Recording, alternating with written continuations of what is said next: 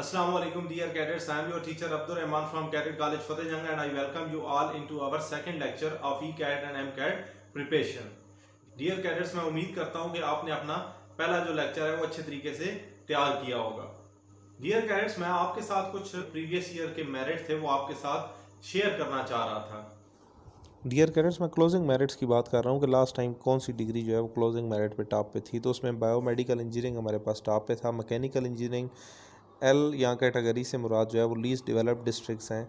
फिर mechanical engineering open merit A1 76% पे था हमारे पास. इलेक्ट्रिकल इंजीनियरिंग भी आप देख सकते हैं लीस्ट डेवलप्ड डिस्ट्रिक्ट का ज़रा ज़्यादा था.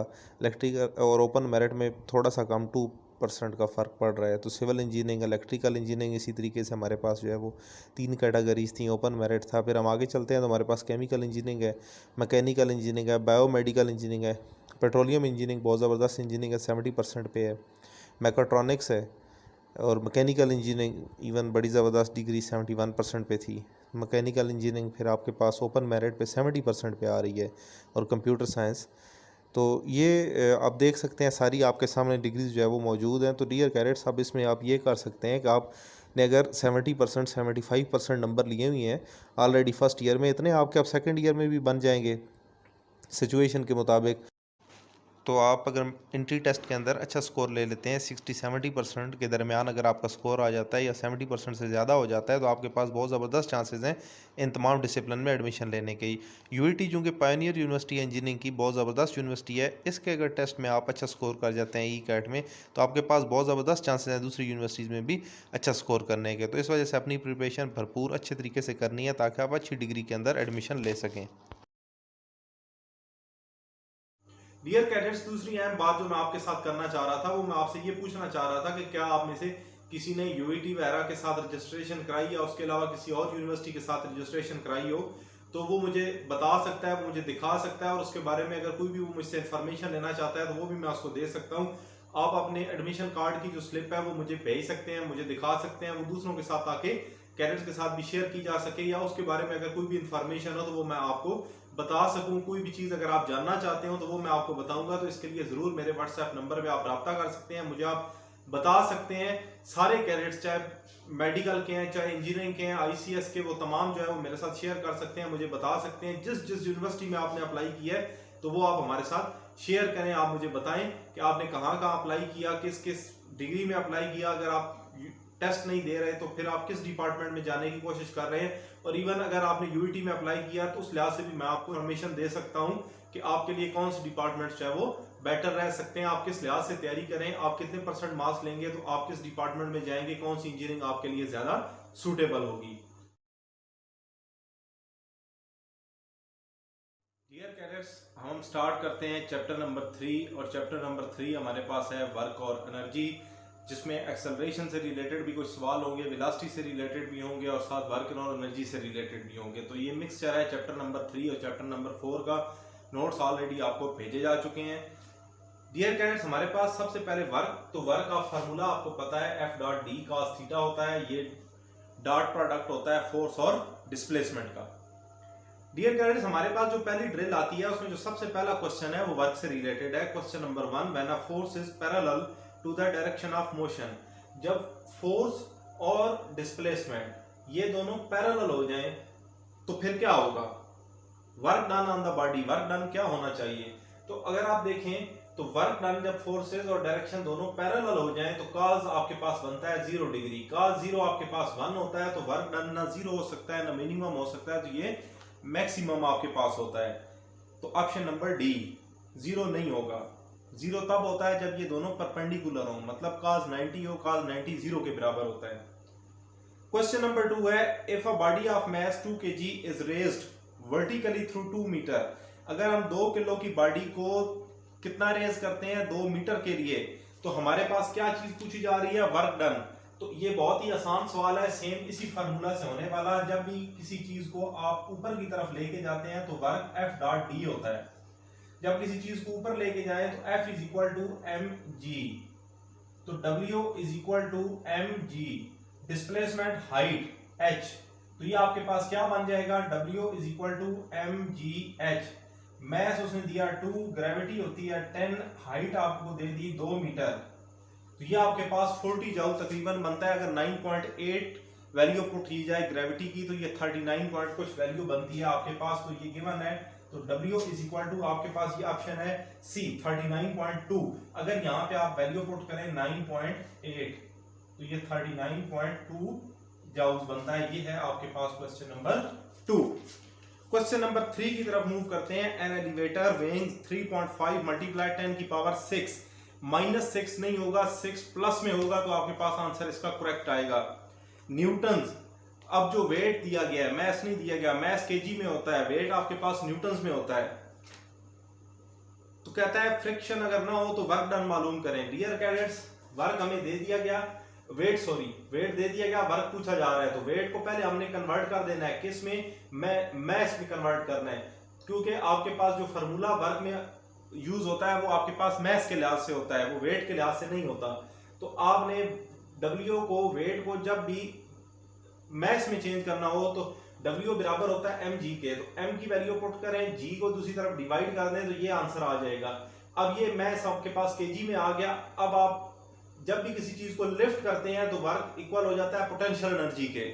वैसे तो F डॉट डी होता है ये वाला फार्मूला, लेकिन जब आप किसी चीज को ऊपर की तरफ लेके जा रहे होते हैं, ऊपर की तरफ ले जाने के लिए mgh तीनों वैल्यूज पुट कर दी, तो आपके पास आ गई 3500 मल्टीप्लाई 10 की पावर 6। 3500 का पॉइंट हमेशा एंड पे होता है, एंड से पॉइंट जब आता है तो वो कहां पे आता है, फर्स्ट नॉन जीरो के बाद, यहाँ पे 3.5। 3.5 लगाया तो वैल्यू 3 ऐड हो गई, तो ये बन गया 3.5 मल्टीप्लाई 10 की पावर 9 जूल्स। डियर कैडेट, उसके बाद है कि एक ट्रक ड्राइवर है, वो ट्रक को क्या कर रहा है, फोर्स लगा रहा है, लेकिन वो इस अटेम्प्ट में, इस कोशिश में कामयाब नहीं होता, ट्रक मूव नहीं करता, तो वर्क डन बताएं। जब चीज फासला कवर नहीं करती तो वर्क नहीं होता। फोर्स और डिस्प्लेसमेंट दोनों जरूरी हैं। फोर्स नहीं लगेगी तो भी वर्क नहीं होगा, डिस्प्लेसमेंट नहीं होगा तो भी वर्क नहीं होगा। तो 0। स्पेसक्राफ्ट जमीन के इर्द गिर्द सर्कुलर ऑर्बिट में मूव कर रहा है, कितना वर्क करेगी ग्रेविटेशनल फोर्स उसके ऊपर एक चक्कर के दौरान, तो कोई वर्क नहीं हो रहा होगा, क्यों, क्योंकि वो अपने मदार में पहुंच चुका है। अब इनर्शिया की वजह से वो क्या कर रहा है, जमीन के गिर्द चक्कर काट रहा है, तो इस वजह से 0। अगला question 6। A container with a mass 5 is lifted to the height of 8 meter.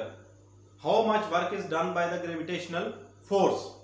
तो डियर कैडेट्स, आप आंसर देख सकते हैं। मैस आपके पास 5, हाइट आपके पास 8 मीटर, वही फार्मूला mgh 5 मल्टीप्लाई g की वैल्यू 9.8 और 8, तो ये आपके पास तकरीबन 400 के करीब 397 आंसर आता है, जो कि नियर टू 400 है।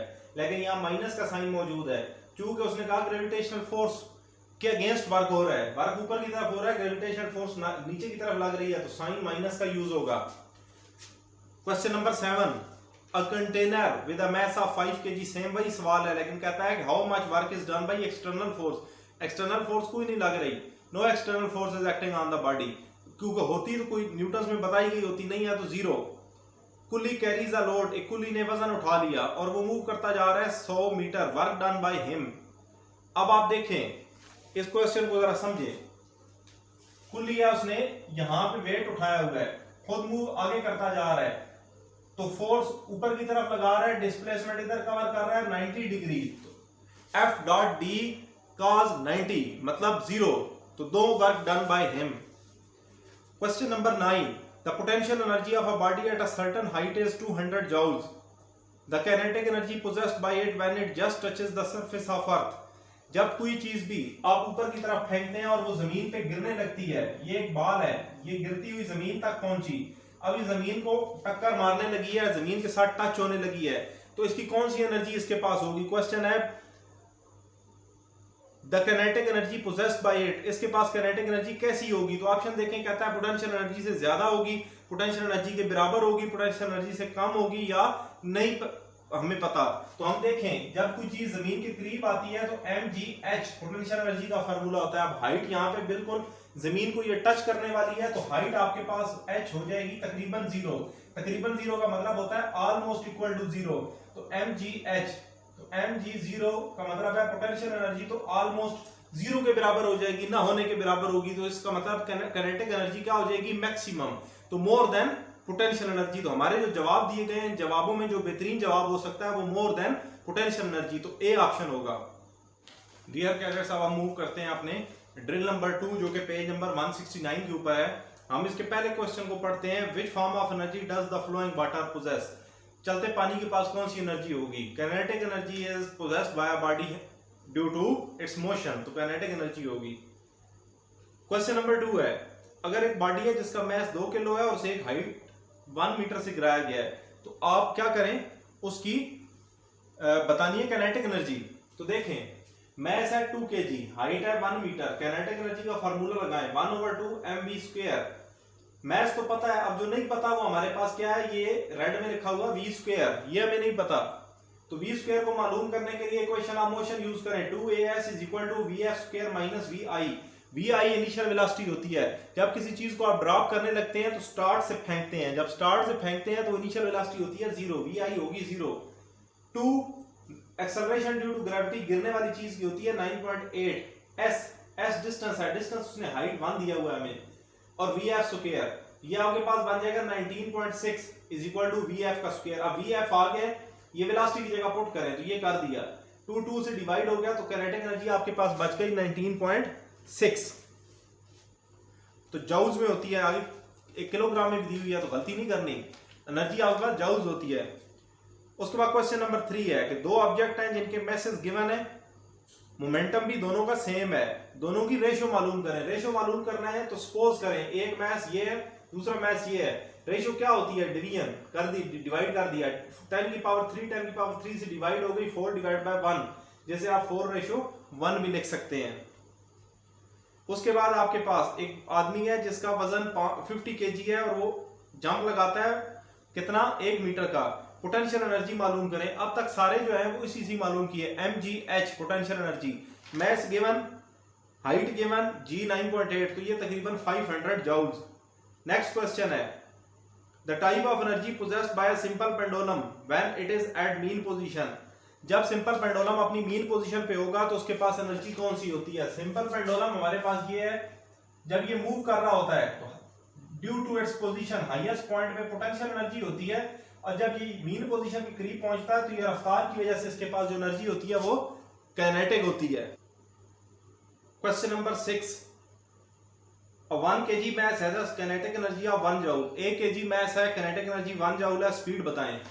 mass लिख दिया, kinetic energy लिख दी, v मालूम करना है। तो kinetic energy का फार्मूला लगाया, 1 से मल्टीप्लाई हो गया 1/2, 2 यहां से क्रॉस मल्टीप्लाई होकर इधर चला गया, तो v² = 2। स्क्वायर खत्म कर दें, सिर्फ वेलोसिटी चाहिए, खत्म करेंगे, √2 लेंगे तो 1.4 मीटर पर second. Question number 7, the air resistance is negligible. अगर एयर रेजिस्टेंस खत्म कर दें, पोटेंशियल एनर्जी और काइनेटिक एनर्जी क्या होगी जो गिर रही होगी चीज? अगर हमारे पास रेजिस्टेंस ही खत्म हो जाए तो काइनेटिक एनर्जी और पोटेंशियल एनर्जी दोनों बराबर हो जाते हैं, कोई फर्क नहीं रहता, तो will be same, equal. Dear cadets, अब हम मूव करते हैं अपने पेज नंबर 170 की तरफ, और इसके ऊपर जो ड्रिल है ये ज्यादा पावर से रिलेटेड इसके क्वेश्चन है, इस वजह से मैंने पावर का फार्मूला, पावर का यूनिट और पावर की डायमेंशन निकाल दी है।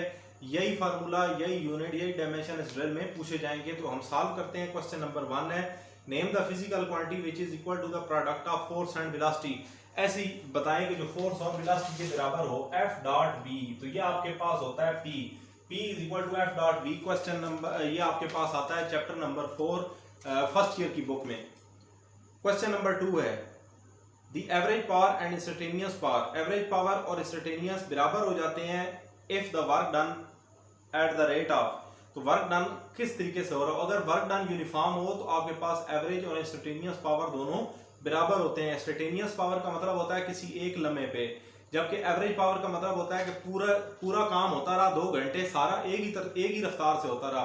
तो अब वो एक रफ्तार वाला एवरेज और उसके दरमियान में से कोई भी टुकड़ा उठा ले तो वो इंस्टेंटेनियस, तो इंस्टेंटेनियस भी वही होगा जो एवरेज होगा, is equal. Relation between horse power and what और हॉर्स पावर का रिलेशन क्या होता है? एक हॉर्स पावर आपके पास 746 वाट के बराबर होता है। आंसर इसने गलत दिया हुआ है, डी नहीं है, बी है, क्योंकि इसी के साइड पे अगर आप देखें तो आपके पास हॉर्स पावर में उसने 1 हॉर्स पावर = 746 वाट ऑलरेडी दे रखा है, तो यहाँ पे गलती हुई है, तो आपने ये करेक्शन कर लेनी है। डायमेंशन ऑफ पावर की डायमेंशन फार्मूला F.D/T होता है, W/T होता है, W की वैल्यू पुट की, F किसके बराबर होता है? MA के D और T, M और A। M आपके पास होता है मैस, एक्सेलरेशन एल का एल टी माइनस टू और साथ डी का भी एल, तो दोनों मिल गए एल स्क्वायर हो गया और ये टी ऊपर आएगा तो -3। Power is the measure of, power क्या चीज होती है? पावर वैसे तो आपके पास रेट ऑफ डूइंग वर्क होता है और रेट ऑफ डूइंग वर्क आपके पास एनर्जी भी होता है, तो रेट ऑफ एनर्जी भी आपके पास पावर होती है। यूनिट ऑफ पावर क्या होती है? जूल पर सेकंड, ये मैंने आपको निकाल के बता दिया। और एक मशीन है जो 2500 जूल वर्क करती है 1 मिनट के अंदर, तो इसकी पावर बताएं 2500 डिवाइड बाय 1 मिनट। अब 1 मिनट आपके पास कोई भी बेसिक यूनिट नहीं है, न्यूमेरिकल हमेशा बेसिक यूनिट में सॉल्व होते हैं, तो 1 मिनट यहाँ पे 60 सेकंड आप लेंगे। 6 सेकंड आपके पास बेस यूनिट है, तो 60 250 डिवाइड बाय 60, तो आपके पास 42 वाट बनती है पावर। डियर कैडेट, ये था हमारे पास चैप्टर नंबर 3। इसके जो आगे स्वीट कैंडीज आ रही हैं ये आपने खुद सॉल्व करनी है। इसके आंसर मेरे पास मौजूद हैं, ये आप मुझसे मांगेंगे तो मैं आंसर आपको दूंगा। क्यों? क्योंकि मुझे पता चलेगा कि आप ये सॉल्व कर रहे हैं। तब हमारे इस लेक्चर का उस वक्त तक फायदा नहीं है जब तक आप क्वेश्चन को खुद सॉल्व नहीं करेंगे। तो डियर कैडेट, कोशिश करें कि आप जो क्वेश्चन आपको दिए जाते हैं वो आप खुद सॉल्व करें। ये आपके लिए आपकी जिंदगी का सवाल है, आपकी सारी जो मेहनत आपने कर रखी है वो उसका इन्हिसार इस पे है। तो इस वजह से जो आपको क्वेश्चन दिया जाता है होम असाइनमेंट के लिए, जो क्वेश्चन भी छोड़े जाएं वो आप खुद किया करें। तो स्वीट कैंडीज आपने चैप्टर 3 की खुद सॉल्व करनी है। और अब हम मूव करते हैं चैप्टर नंबर 4 की तरफ।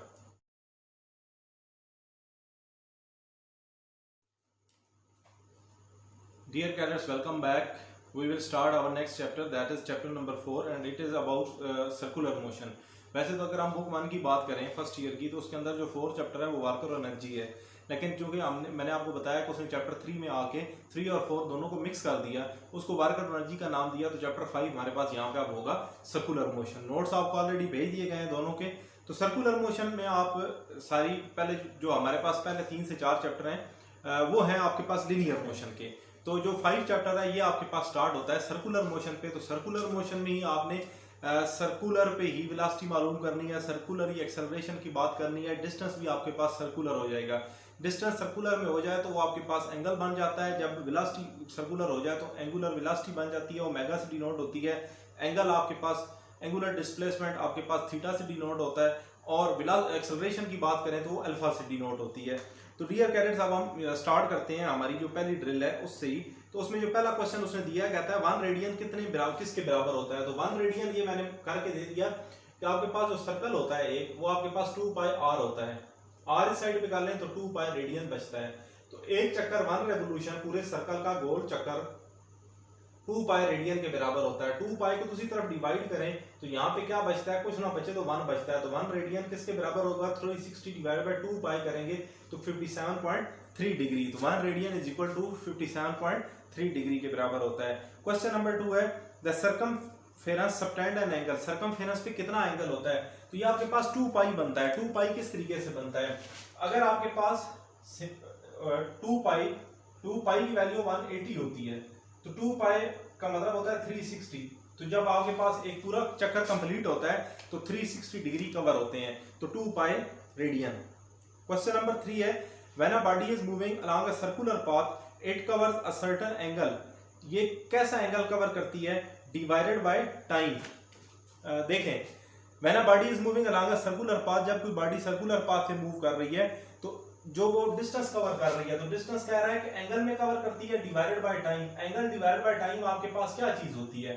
v। तो एंगुलर मोशन आपके पास होती है ये, इसको आप एंगुलर मोशन का नाम देते हैं। इसमें वाइब्रेटरी तो सिंपल पेंडुलम की होती है, लीनियर बिल्कुल स्ट्रेट, रोटेटरी तो वो और एक्सिस के गिर्द मोशन होती है। तो ये आपके पास ऑप्शंस थे। उसके बाद हम नेक्स्ट ड्रिल पे मूव करते हैं। नेक्स्ट ड्रिल पे हमारे पास है जो पहला क्वेश्चन वो है the direction of linear velocity of body moving in a circle. अगर कोई भी चीज, एक बॉडी है, एक direction of linear velocity of body moving in a circle, अगर कोई चीज भी सर्कुलर मोशन कर रही है तो सर्कुलर मोशन में तो ये सर्कुलर मोशन है। अब इसमें अगर लीनियर वेलोसिटी की बात करें तो हर पॉइंट पे लीनियर वेलोसिटी टेंजेंट होती है। ये आपके पास होगी गोल घूमने वाली, आपके पास जो वेलोसिटी होती है ये एंगुलर होती है। तो एंगुलर वेलोसिटी और लीनियर वेलोसिटी जो है वो हमेशा आपके पास जो है वो टेंजेंट होती है किसके? एंगुलर मोशन के। क्वेश्चन नंबर 2 है सेंट्रीपिटल फोर्स पूछ रहा है, वो बताएं। सेंट्रीपिटल फोर्स का फार्मूला ये आपके पास लिखा हुआ है, Fc = mv² divided by r। 4 combination उसने दिया, कहता है करेक्ट बताएं। तो करेक्ट आपके पास mv² divide by r, C option है। डियर कैडेट्स, हमारे पास क्वेश्चन नंबर 3 है। क्वेश्चन नंबर 3 में यूनिफॉर्म स्पीड 2 मीटर पर सेकेंड, रेडियस 0.4 दिया गया है। कहता है एंगुलर स्पीड मालूम करें। Angular speed is given by omega. अगर ये ऑल लीनियर तो v, अगर एंगुलर हो तो ओमेगा, तो v is equal to r omega. Omega बाहर लिया है, v के साथ r डिवाइड किया, वैल्यूज पुट की 5 रेडियन पर सेकेंड। अगर ये डायरेक्ट हो, लीनियर हो तो मीटर पर सेकेंड, एंगुलर हो तो रेडियन पर सेकेंड। एंगुलर वेलोसिटी हो, ये तो वेलोसिटी है। अगर एक्सेलरेशन हो लीनियर तो मीटर पर सेकंड स्क्वायर, एंगुलर हो तो मीटर रेडियन पर सेकंड स्क्वायर। हमारे पास नेक्स्ट क्वेश्चन है, if a wheel of radius r turns through an angle of 30। एक व्हील है हमारे पास, पहिया गोल, तो वो टर्न करता है कितने 30 डिग्री। वो कवर करता है हमारे पास कितना डिस्टेंस 30 डिग्री कवर करता है। उसके बाद then the distance through which any point on a trim move is. तो डिस्टेंस मूव्ड आपने बताना है। तो हम बात करें सर्कमफेरेंस ऑफ सर्कल कंप्लीट होता है 2 पाई r। अब इसमें आप देखें तो इसने कितना कवर किया डिस्टेंस, इसने 30 डिग्री कवर किया। टोटल होता है सर्कल का 360, 2 डिवाइडेड बाय 360 180 बच जाता है। 30 डिवाइडेड बाय 180 तो आपके पास 6 डिवाइड होता है, तो पाई r डिवाइडेड बाय 6। ये आंसर आ गया आपके पास। बी ऑप्शन है। What is the outward force, बाहर की तरफ कौन सी फोर्स लगेगी, कब, जब 10 kg की बॉडी एक सर्कल में रोटेट हो रही हो और उसमें जो रस्सी इस्तेमाल की जाए वो 10 मीटर की हो। तो इसकी जो है आपने स्पीड बतानी है। स्पीड आपको 1 मीटर दी गई है, बल्कि आउटवर्ड फोर्स हमने बतानी है। मैथ भी उसने दे दिया। अब देखें, जब एक होती है सेंट्रीपिटल फोर्स जो इनवर्ड लगती है, उसके अगेंस्ट जो लगती है वो सेंट्रीफ्यूगल होती है। तो जितनी इनवर्ड होती है उतनी आउटवर्ड होती है। तो आप अगर सेंट्रीफ्यूगल का कोई फार्मूला नहीं है तो सेंट्रीपिटल यूज कर सकते हैं। m की वैल्यू भी गिवन है, v भी गिवन है, r भी गिवन है, तो सारे हमने पुट कर दिए। बल्कि इसमें r जो है वो 10 था, 10 1 का स्क्वायर 1 ही होता है। 10 डिवाइड बाय 10 आपके पास जो है वो 1 बचता है। तो आपके पास जो फोर्स है सेंट्रीफ्यूगल, तो ये सेंट्रीपिटल FC होती है, तो SUN देख लें, सेंट्रीफ्यूगल फोर्स। तो ये आपके पास जो आउटवर्ड फोर्स होती है ये 1 न्यूटन बचती है। उसके बाद हमारे पास इस ड्रिल का लास्ट क्वेश्चन है, अ body is travelling in a circle at constant speed. अगर कोई चीज कांस्टेंट स्पीड से मूव कर रही हो सर्कल के अंदर, तो उसके हमेशा आपने ये पढ़ रखा है सर्कुलर मोशन में कि एक्सेलरेशन ऑलवेज जो है वो मीन पोजीशन की तरफ लग रही होती है। तो इनवर्ड एक्सेलरेशन लग रही होगी उसके ऊपर। ये आपके पास ऑप्शन नंबर सी है। डियर कैडेट्स, हम चैप्टर नंबर 4 की लास्ट ड्रिल की तरफ मूव करते हैं। तो इसमें पहला जो सवाल है, a man of weight W standing on an elevator which is ascending ऊपर की तरफ जा रहा है, तो फिर क्या हो रहा है, अपीरेंट वेट बताएं। जब भी कोई चीज ऊपर की तरफ मूव करती है तो उसके ऊपर जो फोर्स लग रही होती है वो W क्या होता है mg। अब वो ऊपर भी जा रहा है साथ ही, तो आपके पास न्यूटन सेकंड लॉ भी साथ अप्लाई हो रहा है, तो ma, तो ये दोनों ऐड हो जाते हैं, तो ma प्लस mg। ये आपके पास रियल और अपीरेंट वेट वाला क्वेश्चन है चैप्टर नंबर 5 के अंदर। सेम यही सवाल है कि 2 kg वेट है एक आदमी का और वो एलिवेटर के अंदर है, ऊपर की तरफ मूव कर रहा है। अपीरेंट वेट बताएं कितना होगा, ma plus mg, 2 multiply 9.8 plus 2 multiply 9.8। Direction नहीं देखनी, ऊपर है या नीचे की तरफ है, ग्रेविटी नहीं देखनी, दोनों को मल्टीप्लाई करें और ऐड करते हैं 39.2 Newton. If a body of mass 10 kg is allowed to fall freely, जब भी कोई चीज फ्रीली फॉल करती है तो उसका जो वेट है वो 0 हो जाता है। अगर आप छलांग लगाएं छत से जमीन तक आते हुए आपको अपना वजन महसूस नहीं होगा। इसी तरह 10 kg की बॉडी अगर फ्रीली फॉल करे तो उसका वेट नहीं होगा। एक कार है जो मूव कर रही है, सर्कुलर मोशन कर रही है एक राउंड ट्रैक के ऊपर, रेस कार है। What happens to the centripetal acceleration of car, उसकी एक्सेलरेशन कैसी होगी अगर उसकी स्पीड को डबल कर दें। तो आप ये देखें, एक्सेलरेशन होती है centripetal AC = v² divide by r। फिर आप जब इसे न्यूटन सेकंड लॉ में पुट करते हैं तो आपके पास mv² डिवाइड बाय r। तो ऐसे केस के अंदर आपके पास जो ऑप्शन आपको दिए गए हैं वो कहता है कि it remains the same. Centripetal acceleration की बात हो रही है, सेंट्रीपिटल एक्सेलरेशन सेम रहेगी, इंक्रीज हो जाएगी या 4 टाइम हो जाएगी। ऑलरेडी इसके अंदर जो वेलोसिटी है वो डबल होती है, एक्सेलरेशन के अंदर जो वेलोसिटी है वो ऑलरेडी क्या होती है, डबल होती है। अब ये फिर वेलोसिटी डबल कर दें डबल करने का मतलब है कि इसको मजीद इंक्रीज कर दें, स्क्वायर लगा दें, होल स्क्वायर बेशक ना लगाएं, वेलोसिटी को डबल कर दें, रेडियस सेम ही रखें, तो एक्सेलरेशन मजीद बढ़ जाएगी। तो पहली एक्सेलरेशन डबल के बराबर है, जब डबल और कर देंगे तो 4 गुना हो जाएगी, तो increase by 4। Which force is responsible for holding a car in an unbanked curve? अगर कर्व सीधी, अनबैंक का ये मतलब है कि जब कर्व रोड टेढ़ा ना हो, रोड टेढ़ा हो तो सेंट्रीपिटल फोर्स चीज को अंदर रखती है, बाहर नहीं जाने देती। अब रोड टेढ़ा नहीं किया गया, उसकी एक साइड नहीं उठाई गई, तो फिर कौन सी फोर्स होती है? फ्रिक्शनल फोर्स रोक के रखती है गाड़ी को। द रिलेशन बिटवीन लीनियर और एंगुलर एक्सेलरेशन, इसने जरा सही नहीं लिखा, ये होता है A is equal to alpha r, तो थर्ड वन वाला जो है वो ठीक है, A is equal to a r है, तो ये होता है A is equal to alpha r. Centripetal force perform, centripetal force कौन सा काम करती है? कोई काम भी नहीं करती आपके पास, क्यों? क्योंकि उसके एक ऑपोजिट फोर्स लग रही होती है सेंट्रीफ्यूगल, तो वो एक दूसरे के इफेक्ट को कैंसिल कर देती हैं, तो नो वर्क।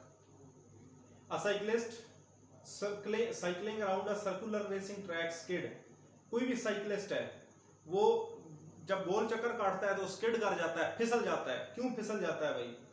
तो पहला ऑप्शन है centripetal force upon him is less, अगर सेंट्रीपिटल फोर्स कम हो, नहीं, centripetal force upon him is greater than limiting force, तो वो जो लिमिटिंग फोर्स है जिसने उसको, जो रगड़ वाली फोर्स है जिसने उसको रोक के रखना था, वो कम हो गई और सेंट्रीपिटल फोर्स ज्यादा हो गई, वो फिसल गया।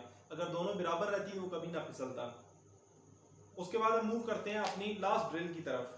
लास्ट ड्रिल में हमारे पास पहला सवाल है जियो स्टेशनरी।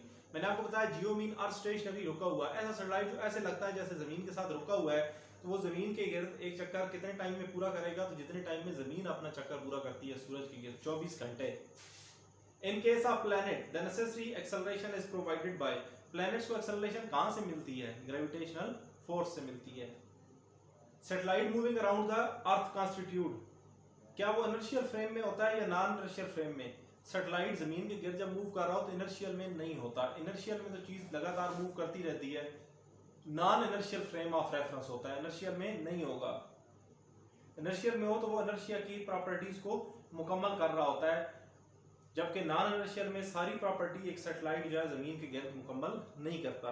क्वेश्चन नंबर 4 है, कितने ज्यादा से ज्यादा सैटेलाइट जमीन के गिर्द जरूरत पड़ते हैं? तो आपको ऑलरेडी बताया हुआ है, जमीन होती है गोल, 1 2 3 सैटेलाइट, 120 डिग्री तकरीबन एक सैटेलाइट जो है वो कवर कर लेता है, तो इस वजह से 3 कम से कम सैटेलाइट आपको चाहिए होते हैं। और उसके अलावा क्रिटिकल वेलोसिटी या क्रिटिकल स्पीड आर्टिफिशियल सैटेलाइट की, तो सैटेलाइट जो आपके पास पहुंचता है और मूव कर रहा होता है, तो उसकी क्रिटिकल स्पीड क्या होती है? ये 7.9 किलोमीटर पर सेकंड, याद रखना है किलोमीटर, मीटर नहीं, किलोमीटर पर सेकंड। डियर कैडेट्स, अब इसके बाद ये चैप्टर है, इसके अंदर आपके पास स्वीट कैंडीज आ जाती हैं। स्वीट कैंडीज आपने खुद सॉल्व करनी है, वो यही जो क्वेश्चन हम सॉल्व करते होते हैं, मैं आपको बोर्ड पे फार्मूलाज यूज कराता हूँ, स्वीट कैंडीज के अंदर यही फार्मूलाज जो है वो यूज होते हैं। तो आपने अच्छे तरीके से इन दोनों चैप्टर्स को, चैप्टर नंबर 3 और चैप्टर नंबर 4 को प्रिपेयर करना है। उसके बाद अगर आपको किसी क्वेश्चन में भी डाउट होता है तो आप मुझसे बात कर सकते हैं, मुझे व्हाट्सएप कर सकते हैं। और उस तरह मैंने जैसे आपको स्टार्ट में बताया, आपने 2 चीज़ों का ख्याल रखना है। पहली चीज़ तो मैंने आपको मेरिट लिस्ट दिखाई थी, वो अगर आपने नहीं देखी तो वो आप देख सकते हैं। और उसके साथ साथ मैंने आपको ये कहा है कि अगर किसी ने भी अप्लाई किया है, स्लिप जनरेट हुई है कंप्यूटराइज, तो वो मुझे भेज सकता है। कोई भी इन्फॉर्मेशन चाहिए वो मेरे साथ शेयर कर सकता है, कोई भी चीज़ उसे मालूमात चाहिए होगी वो मैं उसको हेल्प आउट कर सकता हूँ, तो वो मेरे साथ ज़रूर शेयर करें, ज़रूर मेरे नंबर पे रब्ता करें। डियर कैडेट्स, मिलते हैं नेक्स्ट लेक्चर के साथ। आपने अच्छे तरीके से तैयारी करनी है, अपना बहुत सारा ख्याल रखना है। अल्लाह हाफिज़।